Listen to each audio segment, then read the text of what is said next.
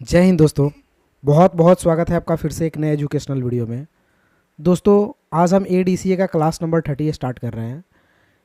Class number 12 तक हम review tab को कंप्लीट कर चुके थे। आज हम व्यू टैब को स्टार्ट कर रहे हैं, जिसमें read mode, print layout, web layout, outline और ड्राफ्ट, ये सारे के सारे व्यूज़ के ऑप्शन हैं। इसे हम कैसे यूज़ करते हैं?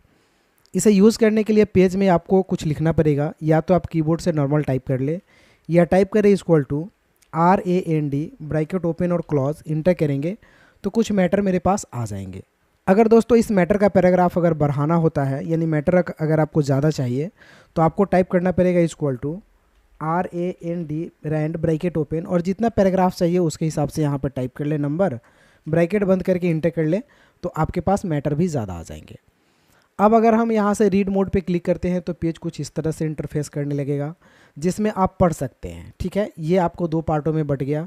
हम इसके बटन प्रेस करते हैं तो फिर नॉर्मल हो जाता है प्रिंट लेआउट में। आपका page by default normal print layout में ही होता है, जो प्रिंटिंग के लिए सबसे बेटर होता है कि अगर आपको कुछ लिख करके डाटा को प्रिंट करना होता है तो आप पेज को हमेशा प्रिंट लेआउट में ही रखें। व्यू में जाएं और एक बार चेक कर लें कि पेज आपका प्रिंट लेआउट में है ना। और पेज प्रिंट लेआउट में होने के बावजूद भी पेज को 100% जूम आउट होना चाहिए, यानी जूम जो है 100% होना चाहिए। वेब लेआउट पे क्लिक करते हैं तो ये इंटरनेट मोड में आ जाता है कुछ इस तरह से आपका पेज। आउटलाइन पे पेज कुछ इस तरह के मोड में आ जाता है टॉपिक वाइज। और फिर बैक जाने के लिए क्लोज आउटलाइन व्यू पे क्लिक करेंगे तो बैक जा सकते हैं। फिर से आपको व्यू टैब पे क्लिक करना है, ड्राफ्ट मोड में लाना है तो पेज को इस तरह से ड्राफ्ट मोड में भी ला सकते हैं। ऐसे नॉर्मली अगर आप किसी ऑफिस में काम कर रहे हैं तो ज़्यादातर प्रिंट लेआउट मोड, पढ़ना है कुछ डाटा को तो रीडिंग लेआउट मोड, और नॉर्मली आपको वेब लेआउट मोड में भी आप पेज को रख सकते हैं। तो ये होता है आपका व्यूज़, यानी पेज के डिज़ाइन को चेंज करना। अगला टॉपिक है रूलर। रूलर का मतलब होता है कि पेज में रूलर आ जाए ताकि आप कोई चीज़ माप करके, मेज़रमेंट करके उसे लिख सके। तो अगर हम रूलर पे क्लिक करते हैं तो रूलर आपको यहाँ पे शो करेगा। एक काम क्या होता है कि कभी कभी स्टूडेंट लिखते हैं तो वो कंफ्यूज हो जाते हैं कि हमें कहाँ से लिखना है। जैसे मान लिया जाए कोई रूलर को यहाँ पे सेट कर दे रहा है, तो आप जब भी टाइप करेंगे तो यहीं से टाइप होगा और यहीं तक टाइप होगा, राइट। ये रूलर का काम होता है। तो अगर कोई व्यक्ति क्या करता है कि रूलर को यहाँ पे सेट कर देता है, और इस रूलर को अगर हम चाहते हैं, पहले दोनों को सेम करते हैं, एक साथ लेकर के जाते हैं। दोनों का दो काम है दोस्तों, हम दोनों को समझाते हैं आपको अच्छा से।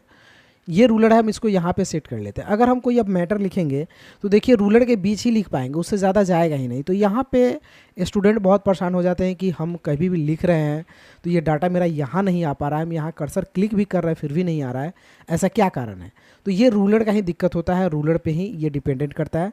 तो हम इसे डिलीट करते हैं तो रूलर तो बाय डिफ़ॉल्ट आपका सेटलमेंट हो जाता है आपका।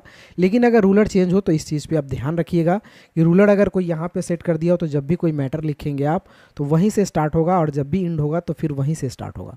ये रूलर होता है। अब रूलर में दो आपको यहाँ पे कॉर्नर पॉइंट, लास्ट में तो सिंगल ही रहते हैं क्योंकि लास्ट की ज़रूरत नहीं होती है। लास्ट मुझे 5 पे सेट करना है तो 5 पे सेट कर दिए।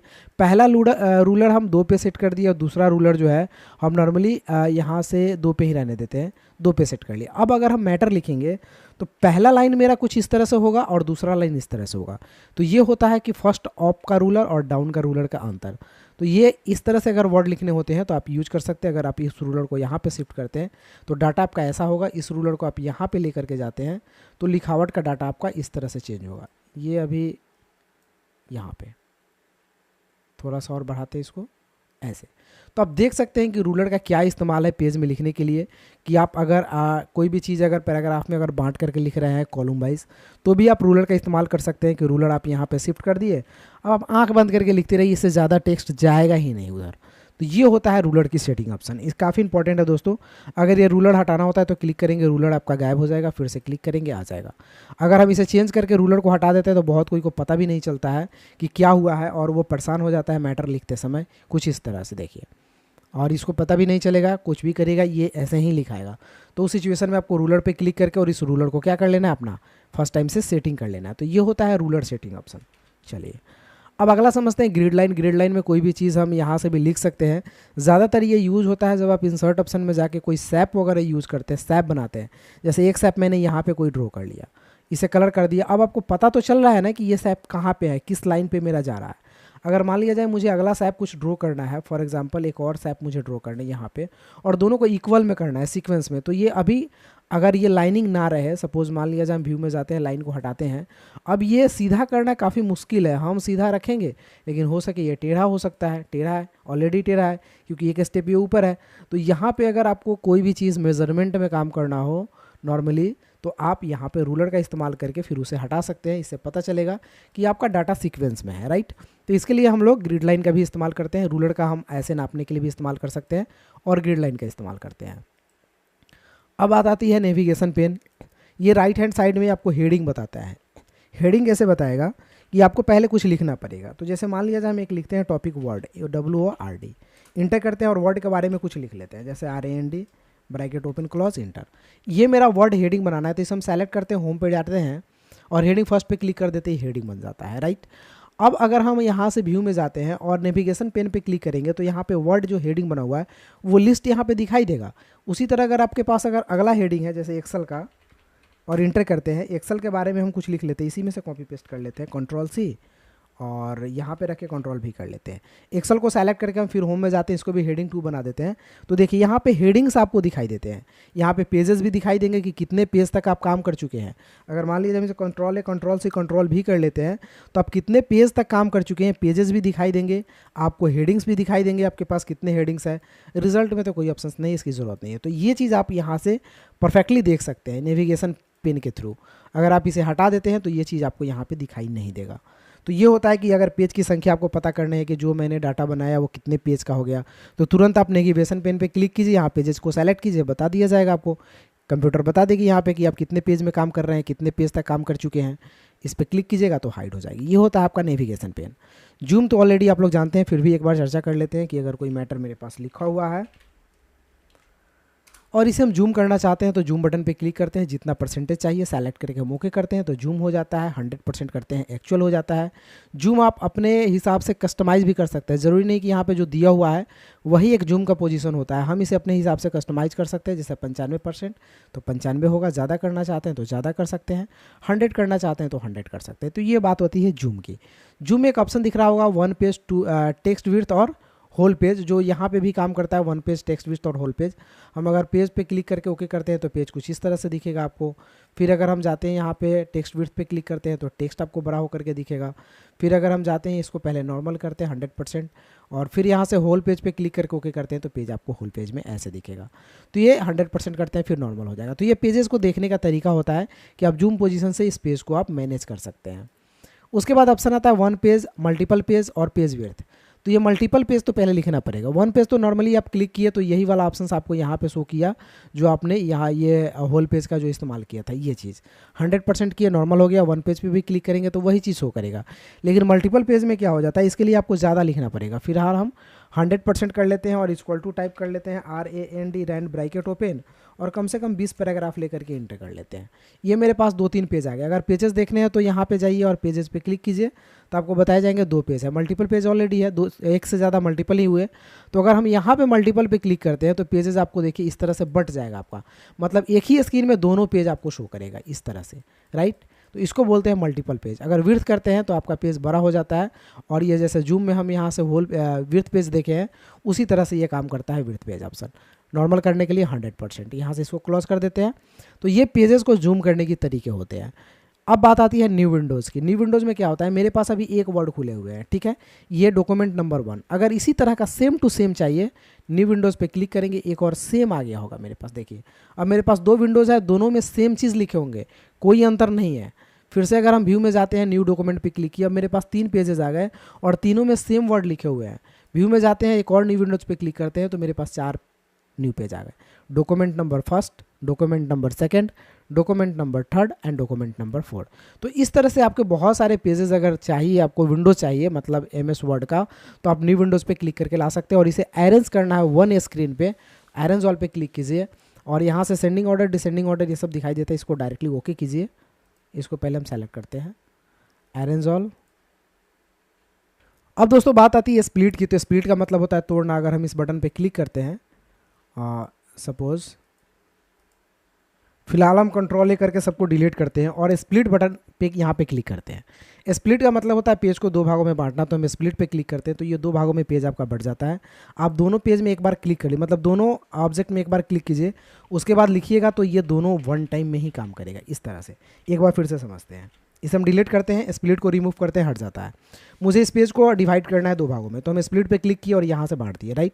यहाँ क्लिक किए, फिर यहाँ क्लिक कीजिए, देन लिखना स्टार्ट कर दीजिए। इसमें क्लिक नहीं हुआ, इसमें भी क्लिक करना है, देन लिखना स्टार्ट कीजिए। दोनों सेम पोजीशन में आपका सेम वर्क होगा।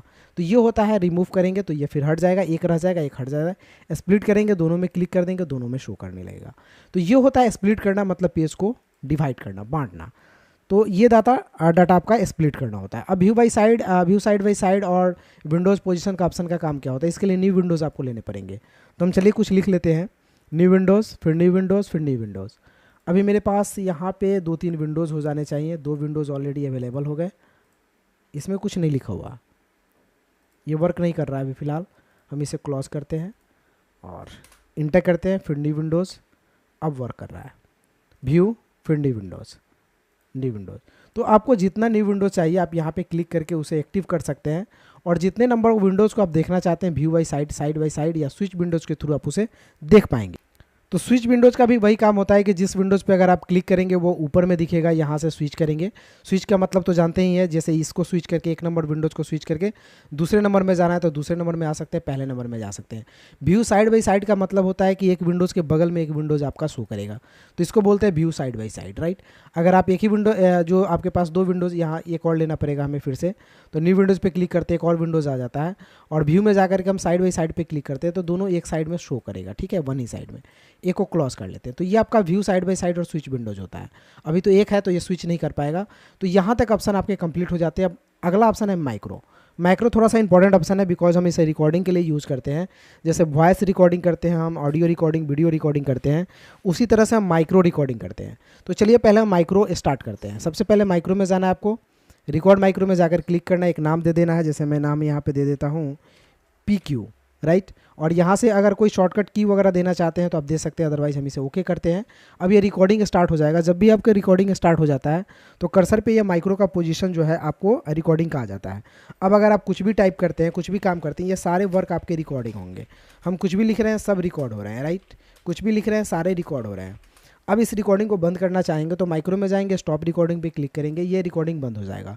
अगर इस रिकॉर्डिंग को किसी दिन देखना चाहेंगे तो फाइल में जाकर के न्यू पेज लेंगे, एक ब्लैंक डॉक्यूमेंट, और देखने के लिए फिर व्यू में जाएंगे, माइक्रो में जाएंगे, व्यू माइक्रो में जाएंगे, और जो इस नाम से सेव की उसे सेलेक्ट करके रन कर देंगे तो माइक्रोज यहाँ पे रन हो जाता है। तो इस तरह हम ऑब्जेक्ट को, जैसे कि कोई हम फॉर्मेटिंग को भी कॉपी कर सकते हैं, जैसे कोई फॉर्मेटिंग भी अप्लाई करना होता है तो हम कर सकते हैं। जैसे फॉर एग्जाम्पल देखते हैं इसमें एक बार, जैसे हम माइक्रो में गए, माइक्रो में जाने के बाद हम रिकॉर्ड माइक्रो पे क्लिक किए, एक नाम दे दिए इसमें WE, इसे ओके कर लिए। अब हम इसमें फॉर्मेटिंग करते हैं। फॉर्मेटिंग क्या करते हैं कि इस ऑब्जेक्ट को इसे हम सेलेक्ट कर लेते हैं, इसमें फ़िलहाल वर्क नहीं हो रहा है। माइक्रो फिर से हम स्टार्ट करते हैं, रिकॉर्ड माइक्रो पे क्लिक करते हैं, नाम देते हैं RT, यहाँ से ओके करते हैं। ओके करने के बाद हम इस डाटा को सेलेक्ट कर लेते हैं। सेलेक्ट करने के बाद होम में जाते हैं, इसे कलर कर लेते हैं, इसे टेक्स्ट कलर कर लेते हैं, साइज़ थोड़ा बड़ा कर लेते हैं, और फिर हम माइक्रो स्टॉप करते हैं, माइक्रो स्टॉप। अब मेरा जो अगला पेज है उसमें हम सेलेक्ट करते हैं और इसमें माइक्रो हम रन कराना चाहते हैं, तो हम माइक्रो में जाएंगे, व्यू माइक्रो में जाएंगे, और ये RT को सेलेक्ट करके रन पे क्लिक कर देंगे, तो वो सेम जो आपका फॉर्मेटिंग था वो फॉर्मेटिंग भी इस पर अप्लाई हो जाएगा। तो अगर आपको फॉर्मेटिंग अप्लाई करना हो या पूरा का पूरा टेक्स्ट रन करना हो तो आप माइक्रो का इस्तेमाल कर सकते हैं। तो दोस्तों ये सारे के सारे MS वर्ड आपके क्लियर हो गए हैं। अगले क्लास में माइक्रोसॉफ्ट एक्सेल स्टार्ट करेंगे, यानी नेक्स्ट जो ADCA का क्लास होगा उसमें माइक्रोसॉफ्ट एक्सेल स्टार्ट होगा।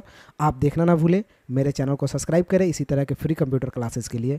फिर मिलते हैं किसी अगले क्लास में, तब तक के लिए जय हिंद, आपका दिन शुभ हो।